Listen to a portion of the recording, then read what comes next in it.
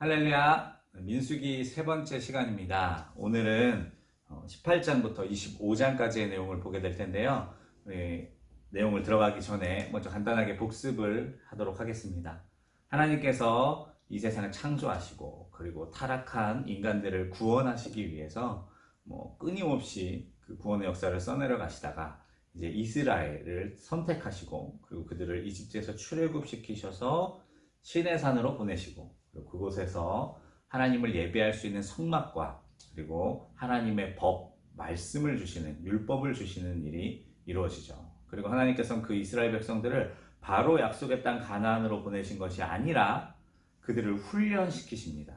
그런데 그 훈련이 광야에서 이루어졌죠. 그리고 그 내용을 담고 있는 것이 우리 민수기입니다. 그래서 민수기의 히브리어 제목이 숫자를 세다 이 넘버가 아니라 바미드바르, 광야에서라고 말씀을 드렸어요. 그래서 하나님께서는 이 광야에서 이스라엘 백성들을 군사 조직시키시고, 그러니까 계수한다는 게 이제 조직을 시키신다는 뜻이거든요. 그리고 또 이스라엘 백성들이 멈춰 있을 때는 어떻게 포지션하고, 또 이동할 때는 또 어떤 대열을 이루어야 하는가, 이런 것들을 명령해 주십니다. 그리고 그들이 이제 가나안을 정복할 수 있는 전쟁을 할 수 있는 위치까지 하나님 보내셨어요. 어디였습니까? 가데스 바네아였죠. 그런데 그곳에서 하나님께서 정탐을 보냈을 때 10명의 정탐꾼들이 부정적인 보고를 하면서 이스라엘 백성들의 마음을 무너뜨렸죠. 결국 그들은 거기서 아론과 모세와 또 누굽니까? 여호수아와 갈렙을 돌로 쳐서 죽이고 이집트로 돌아가려고 했어요. 그래서 하나님께서 분노하셔서 그들에게 저주를 내리셨는데 정탐했던 40일 하루를 1년으로 계산해서 40년 동안 광야를 유리하도록 방황하도록 만드셨습니다. 그리고 그 과정 안에서 가나안 땅에 들어가지 못할 거라고 생각했던 어린 자녀들만 들어갈 수 있게 해주셨고 성인들은 다 광야에서 죽게 하겠다라고 말씀하셨죠. 그 사건이 있은 다음에 그럼 이스라엘 백성들은 회개했느냐? 그렇지 않았습니다. 이스라엘 백성들은 또 하나님 앞에 반역하고 범죄하게 되죠. 그래서 고라 자손의 사건이 나타나요.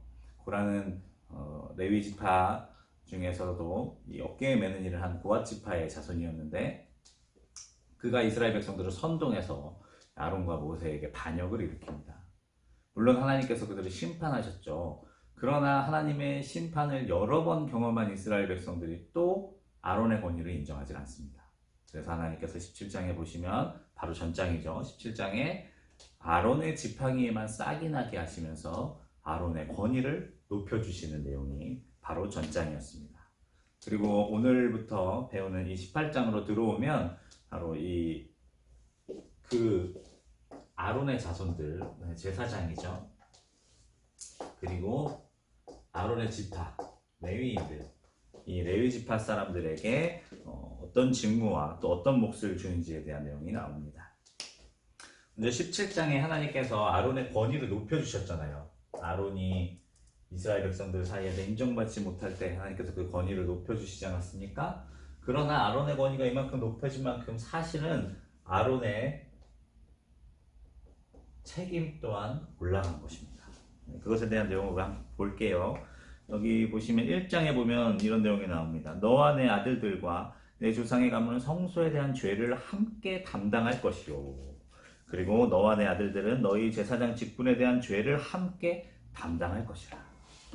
이게 지금 죄를 함께 담당한다는 내용이 여기 나와 있고요. 또 5절에 보면 이와 같이 너희는 성소의 직무와 제도의 직무를 다 알아. 그리하면 여호와의 진노가 다시는 이스라엘 자손에게 미치지 아니하리라. 라고 말씀하고 계세요. 이것을 바꿔 말하면 뭐냐? 이스라엘 제사장 이들이 제대로 된 역할을 하지 못하면 그 여호와의 진노가 이스라엘 백성들에게 미친다 안 미친다? 네, 미친다는 거예요. 그리고 이스라엘 백성들이 범죄하여 하나님을 거역하고 하나님의 성소를 어지럽히려는 일들이 나타나면 그 책임을 누구에게 물으시겠다? 네, 제사장들에게 물으시겠다라는 이런 무서운 이야기이기도 합니다. 이것은 구약시대에만 이루어졌던 이야기로 보시면 안 돼요. 그럼 성경을 보는 의미가 없죠. 항상 말씀드리는 것처럼 저와 여러분이 왕같은 제사장으로서 이 말씀을 봐야 돼요. 그렇다면 저와 여러분들에게 이 세상의 악에 대해서, 이 세상의 죄에 대해서 강 건너 불구경하듯이 할 수 없다는 걸 알 수가 있어요. 거기에 대한 책임이 우리에게 있다 없다? 사실은 있다는 거예요.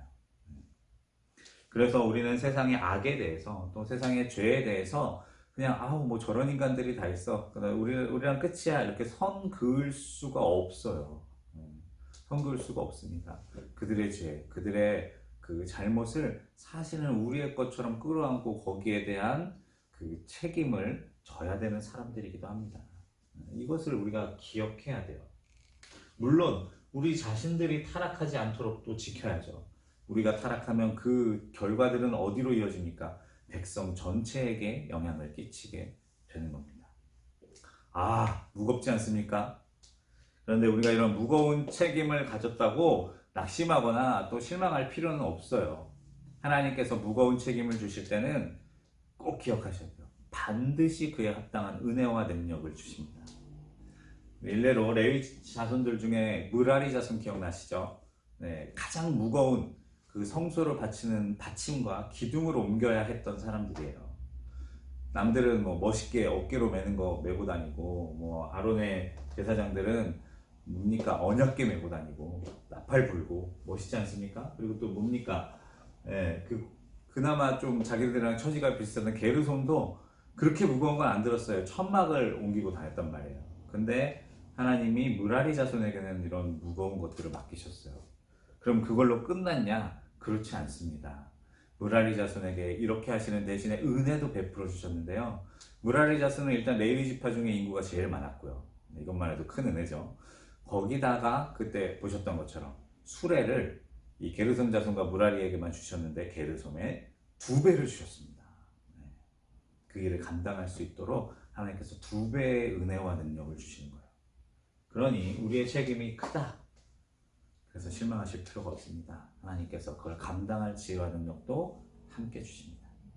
아무튼 이 내용 이후에 나오는 제사장과 레위인들의 그런 몫에 대해서 한번 보도록 하겠습니다. 이들의 몫은 어떠했는가? 먼저 제사장들이에요. 제사장들에게 주어지는 것들이 쭉 나열되어 있는데 중요한 포인트는 이겁니다. 처음 난 것. 이것은 다 누구의 것입니까? 제사장들의 몫이었어요. 사실 어마어마한 양입니다. 네. 이스라엘 12지파에서 처음 나는 곡식과 또 가축들의 몫을 하나님께로 돌리도록 되어 있었는데, 그럼 하나님께서는 그것을 이 제사장들에게 주었어요. 그러면 레위인들은 어땠는가? 레위인들을 한번 보겠습니다. 이스라엘 12지파, 이 안에 레위 지파는 안 들어가는 거 아시죠? 네, 여기 이들이 자기가 가진 것 중에 10분의 1씩을 다 내도록 되어 있었어요. 그럼 얼마가 됩니까? 1.2가 되는 거죠. 12지파니까. 그러니까 이 레위 지파는 여기 있는 사람들보다 더 받았는데 여기서 하나씩을 뺐으니까 이들은 0.9씩을 가진 거예요. 뭔지 알겠죠? 하나 중에 이렇게 쉽게 말하면 10개 중에 9개만 가진 거예요. 그러면 여기 레위 지파는 몇 개를 받는 겁니까? 12개를 받는 거죠. 이 비율이 보이시죠, 여러분? 네, 레위 지파가 더 받았어요. 물론 레위 지파도 여기서 11조를 또 따로 뺐어요. 그렇다 하더라도 거의 1.2대 1로 받았어요. 거의 20% 정도를 더 많이 받았던 거죠. 그럼 도대체 하나님은 왜 이렇게 레위 지파와 제사장들에게 많은 몫을 주셨는가? 그 농사도 안 짓는 사람들인데, 제사만 지내는 사람들인데 왜 이렇게 많이 주셨냐? 특혜하는 거 아니냐? 이렇게 말씀하실 수도 있겠지만 사실 이유가 있습니다. 무엇이냐면 이 제사장 레위 지파들은요, 농사지을 땅이 없었어요. 나머지 12지파에게는 그 거주할 성과 함께 농토를 분배해 주셨습니다. 근데 이 레위 지파들에게는 성만 분배해 주셨어요. 그리고 그 중에 몇 개는 도피성으로 사용하도록 하셨습니다. 근데 중요한 건 이거예요. 그 성읍에 성경학자들에 의하면 거류민, 고아, 과부 이렇게 사회적 약자들이 몰려 들어올 수밖에 없었던 거예요. 그럴 수밖에 없잖아요. 우리도 뭐 사실은 교회 공동체가 건강하다면 우리 주변에 아픈 사람들이 어디를 가겠습니까? 사실 교회로 와야 되는 거거든요. 이 마찬가지의 역할들을 감당해야 되는 거예요. 돈이 필요하겠죠. 돈이 필요합니다. 그래서 이게 하나님께서 이들에게는 더 많이 베풀어야 했기 때문에 더 많은 몫을 주셨다는 것을 기억해 주십시오. 그리고 이제 19장으로 넘어오면 뜬금없이 붉은 암송아지의 죄라는 것이 나옵니다. 이것은 부정한 것들을 정결하게 하는 용도로 쓰인 것이었는데요. 주로 어떤 것을 부정한 것을 정결하게 하는 것이냐? 바로 시체를 만진 자.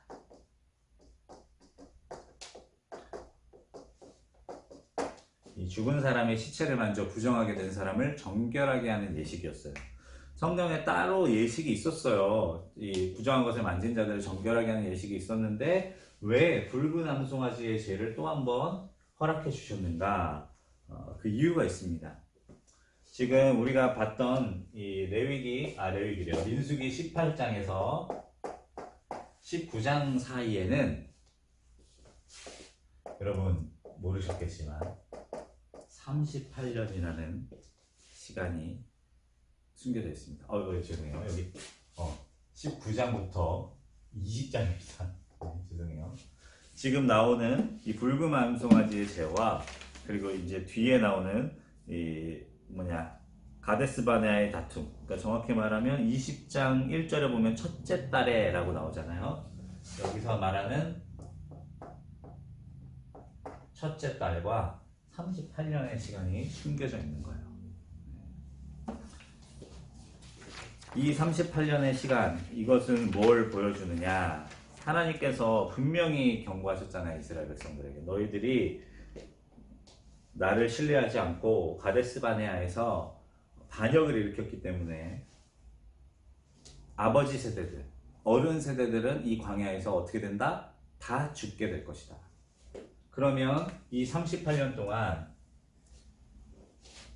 가데스 바네아에 있던 이스라엘 백성들 중에 성인들은 어떻게 돼야 된다? 다 죽어야 돼요. 다 죽음을 맞이해야 돼요. 그래서 제가 한번 계산해 봤어요. 도대체 그럼 하루에 몇 명씩 죽어야 되는가? 그랬더니 거의 130명 정도씩 죽어야 되는데요. 보통 이 정결하게 하는 예식이 일주일이 걸리니까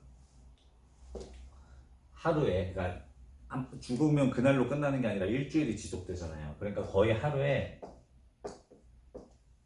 이스라엘 이 모임 중에 1000가정씩 죽음이 나타나는 거예요. 그러면 이 중에 모든 사람들이 다 성소로 몰려가서 저 정결하게 해주세요. 이렇게 되면 어떻게 되겠습니까? 하루에. 이게 가정이 1000가정이니까 그 숫자는 어마어마할 거 아니에요. 그러니까 하나님께서 이 붉은 암송아지의 죄를 통해서 정결하게 할 수 있는 약식법을 주시는 거예요. 그래서 이 붉은 암송아지의 죄 이야기가 뜬금없이 들어온 게 아니라 이 자리에 들어와야 되는 내용입니다. 그리고 20장으로 넘어가면요, 아까 말했던 이 첫째 딸의 이야기가 나옵니다. 이 첫째 딸, 이스라엘 자손 곧 온 회중이 신광야에 이르러 가데스에 머물더니. 우리가 기억해야 될 게 있어요. 그러니까 이스라엘 백성들이 가데스 바네아에서 막 빙글빙글 돌아가면서 막 광야를 돌아다녔던 건 사실은 아니고요. 거기서 38년을 머물렀던 겁니다. 그러니까 정확히는 요 첫째 딸은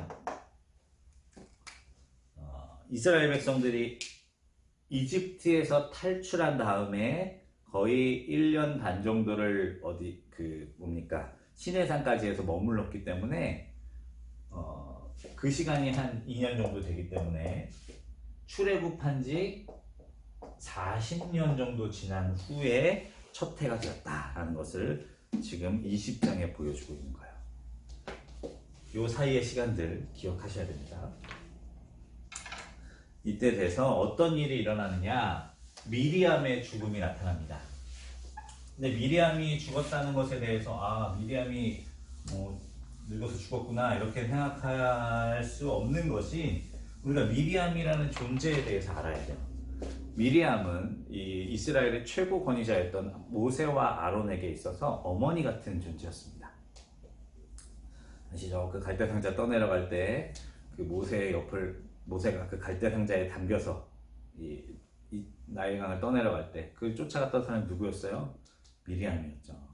미리암은 그 뒤로도 아마 모세에게 또 아론에게 이 누이로서 이스라엘의 신앙적인 교육들을 잘 해줬을 것 같아요. 그런 인물이었습니다. 그리고 이스라엘 백성 전체에게도 어머니 같은 역할을 하는 인물이었겠죠. 그런데 그거에 대한 내용이 굉장히 짧게 나옵니다. 거기서 죽음의 장사되니라 아주 짧게 나왔어요. 그리고 2절에 보면 회중이 물이 없으므로 모세와 아론에게 모여드니라 라고 되어 있어요. 얼핏 보면 미리암은 죽었대. 그리고 그 뒤에 시간이 많이 지난 다음에 이스라엘 백성들이 이런 일을 하는 것처럼 볼 수가 있어요. 근데 이 히브리어 원어를 보면 2절 이 회중이 물이 없으므로 사이에 접속사 하나가 있는데 이제 왜라는 접속사가 하나 있는데 이 접속사의 뜻은 뭐냐면 그리고예요. 그리고입니다. 그리고 이 그리고는 시간상으로 연결되어 있다는 것을 보여주고 있어요. 그러니까 이 말은 뭐냐? 이스라엘 백성들이 물이 없다고 원망하기 시작하는데 미리암의 죽음, 미리암이 죽자마자 모세와 아론에게 달려들어서 지금 원망하고 있는 거예요.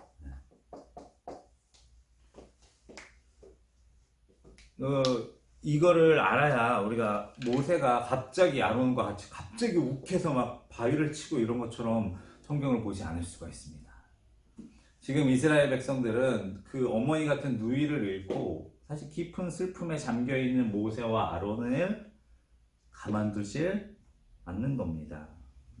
미리암이 죽었으면 그 슬픔을 달래고 추스릴 시간이라도 좀 줘야 되는데 목이 좀 말라도.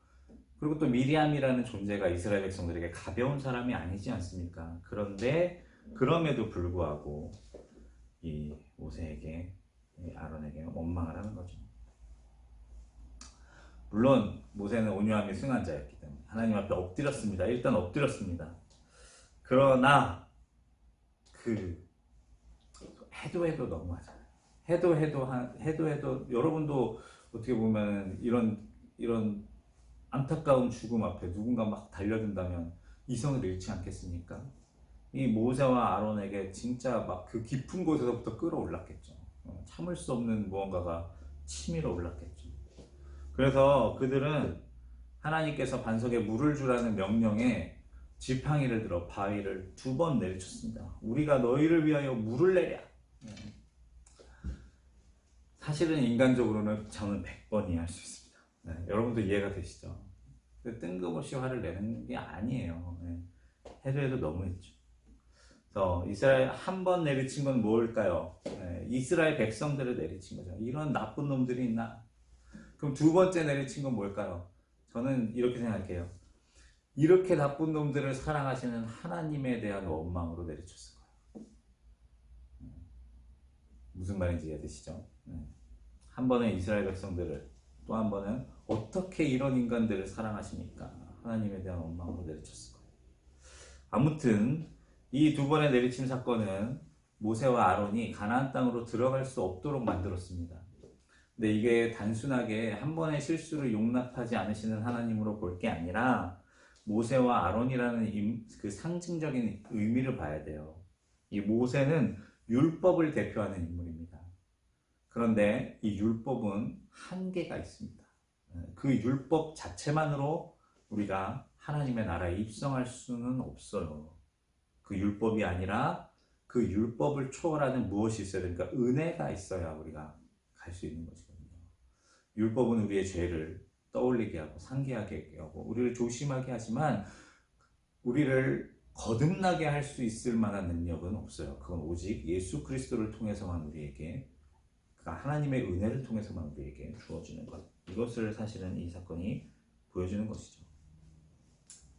아무튼 이 안타까운 사건 이후에 이스라엘 백성들은 에돔을 통과하여 이제 가나안 땅으로 가고 싶어 했습니다. 이게 약속의 땅이면 여기 이제 에돔과 모압이 있는데 여기 시내산에서 이렇게 해서 여기 가데스 바네아에 도착했던 이스라엘 백성들이 여기를 통과해서 이렇게 가나안 땅으로 들어가고 싶었어요. 여기가 가나안. 그런데 에돔이 못 가게 길을 막죠. 그래서 어쩔 수 없이 이렇게 삥 돌아서 들어가게 됩니다. 그런데 이거에 왜 이런 일들이 일어났는가? 그 이유가 바로 다음 장에 나오는데요. 그 이유는 바로 이 인근에 있던, 그러니까 가나안 땅 동편에 있던 그 바산과 그리고 헤스본을 심판하시기 위함이었습니다. 그러니까 그냥 이유 없이 길이 막힌 게 아니라 하나님께서 이들을 우회하게 만드시면서 결국 가나안과 마찬가지로 심판받아야 할 이 바산과 헤스본을 치시는 거예요. 그리고 그 땅을 이스라엘 백성들에게 주시기 위함이었습니다. 저와 여러분들도 원하는 것들이 막혀서 우회하게 된다고 실망하실 필요가 없습니다. 하나님이 우회시키실 땐 다 이유가 있어요. 결국 이스라엘 백성들은 여기 굉장히 비옥한 땅이거든요. 이 비옥한 땅을 차지하게 되는 것이죠. 일로 바로 들어갔으면 전쟁을 안 했겠죠. 이쪽들과는. 아무튼 그 뒤에 이제 아론이 죽게 됩니다. 아론이 죽었을 때는 좀 달라진 모습을 보여줘요. 미리암이 죽었을 때는 아무 말도 없었지만 아론이 죽은 다음엔 30일을 애곡해줍니다. 이스라엘 백성들이. 해준다는 표현이 좀 껄끄럽긴 하지만 하여튼 그렇습니다. 그리고 21장으로 넘어오면 그리고 또 이스라엘 백성들이 하나님 앞에 범죄하는 내용이 나옵니다. 먼저 이 호르마 점령하는 사건 이후에 근데 이것도 먼저 한번 봐야 되겠네요. 21장 1절에서 3절까지 보면 그 가나안 사람 이 아랏 왕이 이스라엘 백성들을 치는 사건이 나타나요. 근데 조금 이스라엘 백성들이 좀 변했다, 달라졌다라고 느끼는 게 2절에 보면 여호와께 서원하여 이르되 주께서 만일 이 백성을 내 손에 넘기시면 내가 그들의 성읍을 다 멸하리이다. 하나님께 서원을 하고 있어요. 근데 이 서원이라는 게 제가 그때 말씀드렸지만 인간이 하나님께 드릴 수 있는 아주 그 값진 행위라고 말씀드리지 않았습니까? 이스라엘 백성들이 뭔가 달라지는 거예요. 이 어려움을 만나고 옛날 같았으면 막 이집트로 돌아가려 막 울고불고 난리가 났을 텐데 달라지는 모습이 조금씩 나타나죠. 그러나 조금 나타난 겁니다. 그 뒤에 보면 또 롯뱀 사건으로 또 모세와 하나님을 원망하는 모세와 하나님을 또 원망하는 일이 나타나요. 그래서 하나님이 불뱀을 보내서 그들을 심판하실 때 이 롯뱀을 세우면서 그들의 그 병이 떠나가도록 하시죠. 이 롯뱀이 뭔지 우리는 잘 알죠. 롯뱀은 예수 그리스도를 상징하는 것입니다. 이스라엘 백성들은 잘 몰랐을지도 몰라요. 왜 하나님이 뜬금없이 롯뱀을 세우셨나? 그러나 후대의 성경을 보고 있는 우리는 다 알죠. 이 롯뱀을 보면서 우리는 누구를 떠올립니까? 예수님을 떠올리고 그 예수님 보내주신 하나님의 은혜를 떠올리게 되는 거죠. 아무튼 그 사건 이후에 이스라엘 백성들은 이 에돔 땅을 우회하여 모압 평지에 이르러 이곳에 주둔하게 됩니다. 거기에 진을 치게 되죠. 그리고 그곳을 중심으로 아까 말씀드렸던 바산과 시온 지역을 점령하게 됩니다. 그리고 이 점령한 동쪽 지파가 그 이스라엘의 땅이 되게 됩니다. 그 내용도 이제 뒤에 가면 나와요. 아무튼 이 사건이 참 중요한 게 뭐냐면 이 전쟁을 통해서 이스라엘 백성들이 자신감을 얻을 수 있었을 거예요. 이제 이 가나안 땅으로 들어가면 이곳에서 정복 전쟁을 해야 된다 그랬잖아요. 정복 전쟁을 한다는 것은 이스라엘 백성들에게 참 두려운 일이었을 텐데 하나님께서 이런 작은 전쟁들, 사실은 작다고 하기는 어렵지만 하여튼 이 전쟁들의 승리를 미리 맛보게 해주심으로 자신감을 주시고 그들에게 믿음을 더해 주시는 거예요. 저와 여러분들도 이 땅에서 살아가면서 하나님께서 작은 승리들을 주실 때가 있어요. 너무 감사하고 기쁘잖아요. 그러면 그걸 통해서 이제 더 큰 사명도 감당할 그런 용기와 믿음이 생기게 되는 거죠. 그러나 진짜 승리는 따로 있습니다. 여기에 만족해서는 안 돼요. 진짜 정복해야 될 가나안 땅이 아직 남아있죠. 그리고 22장으로 넘어오면 이제 모압 왕 발락이라는 인물과 그리고 발람이라는 이 저주하는 자에 대한 이야기가 나옵니다. 이 분량이 굉장히 많아요. 거의 2장 반 가까이 나오는 내용입니다. 이 발락은 이름이 헷갈려요. 발락과 발람 이렇게 되어 있는데 여기는 모압 왕입니다. 모압 왕이고요. 그리고 그 이름의 뜻은 파괴자라는 뜻을 가지고 있습니다. 그러면 발람은 여기는 뭐 선지자라고 말하는 성경 주석가들도 있는데, 왜냐면 하나님과 대화하는 장면들이 나오기 때문에. 그러나 많은 정통적인 해석에서는 그렇게 보지 않습니다. 선지자가 아니라 그는 뭐라 그럴까요? 당시에 저주를 담당하던 이거를 갑자기 용어가 생각이 안 나네요. 이 저주하는 자, 네. 저주하는 자라고 말하겠습니다. 근데 그 이름의 뜻이 뭐냐면 비슷한데, 발람 발음 비슷하잖아요. 비슷한데 여기는 그냥 파괴자면 여기는 민족의 파괴자. 무슨 뜻이죠? 민족의 파괴자라는 뜻을 가지고 있습니다.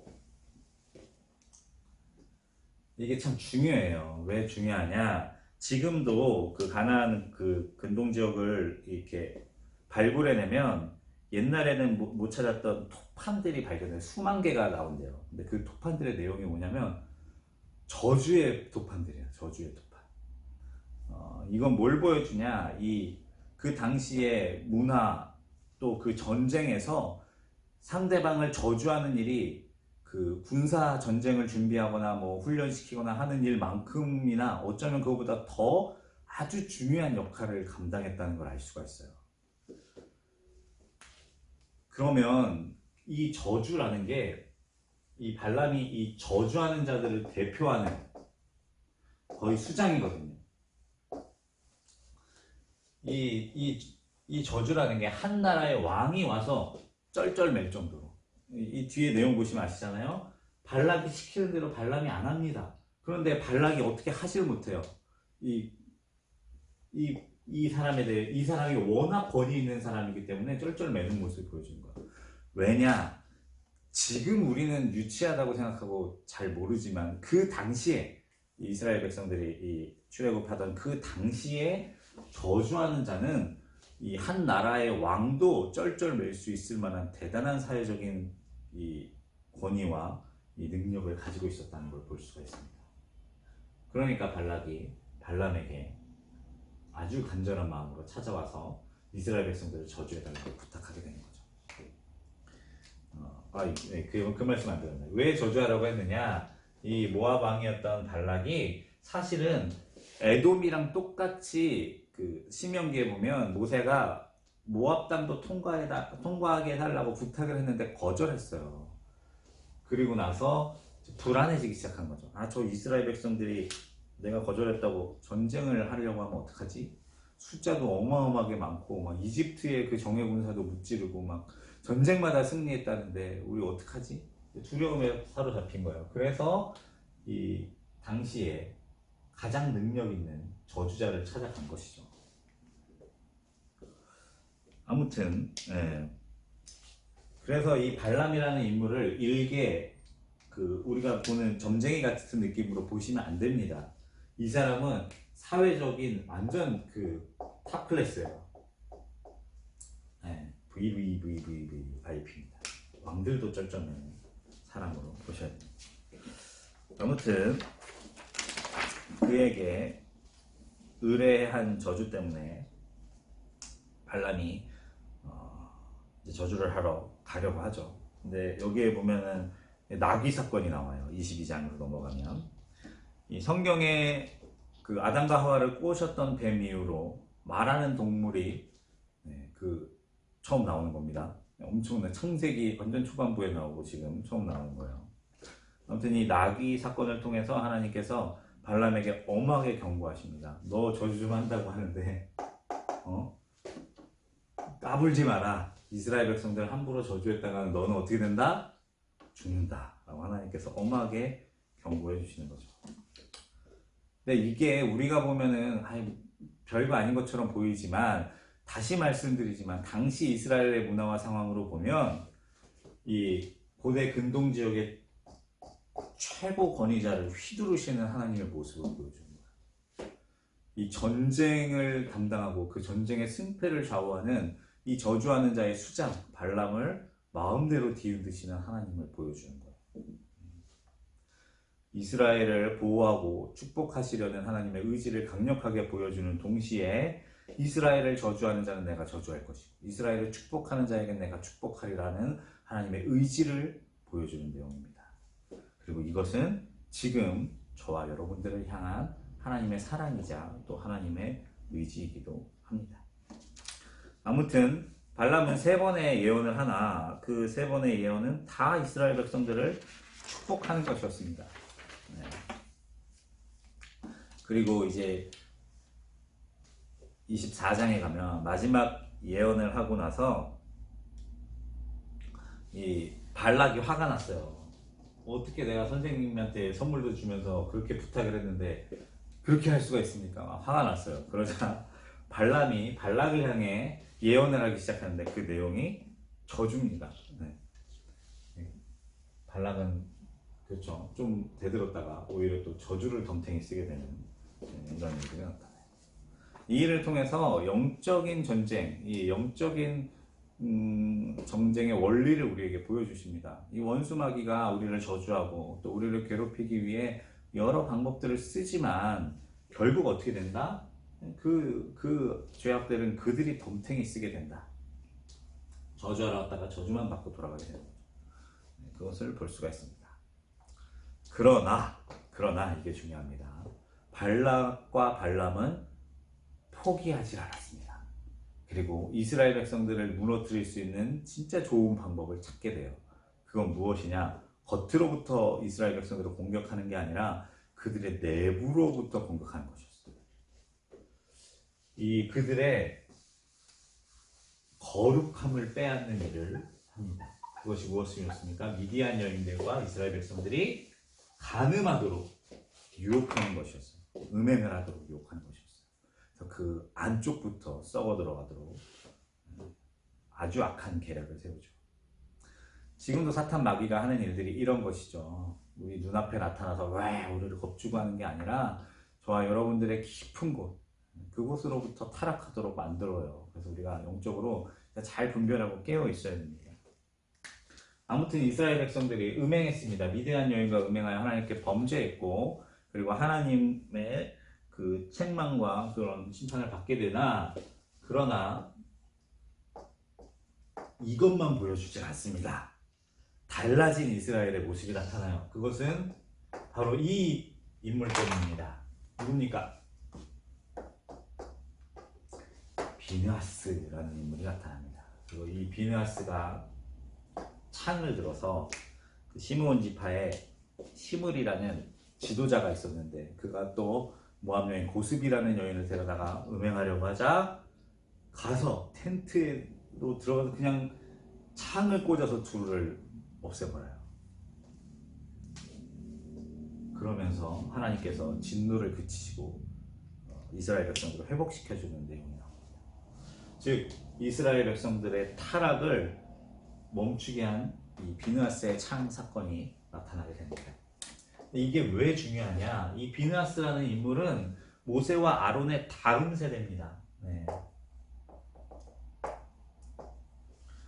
그들은 어린 자녀였으나 이제 성장해서 가나안 정복 전쟁의 주체가 된 인물들입니다.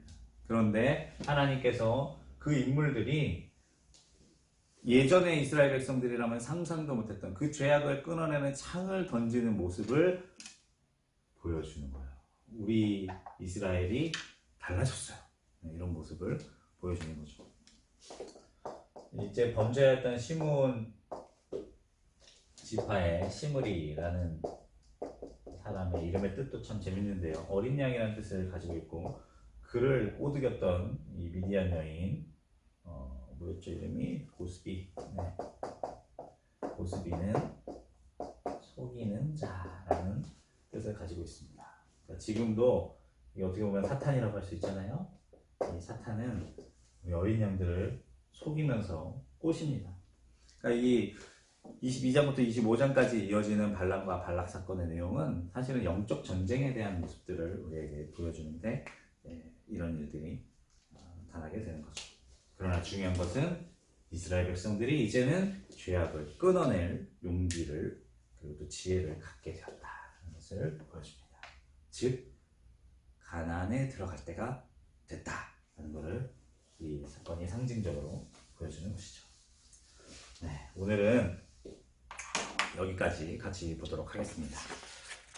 다음 주는 26장부터 36장 마지막까지 읽어보시면 되겠습니다. 네, 힘내시고요. 마지막 우리 66권 다 하는 그날까지 최선을 다해 말씀을 배워봅시다. 성경 공부 화이팅!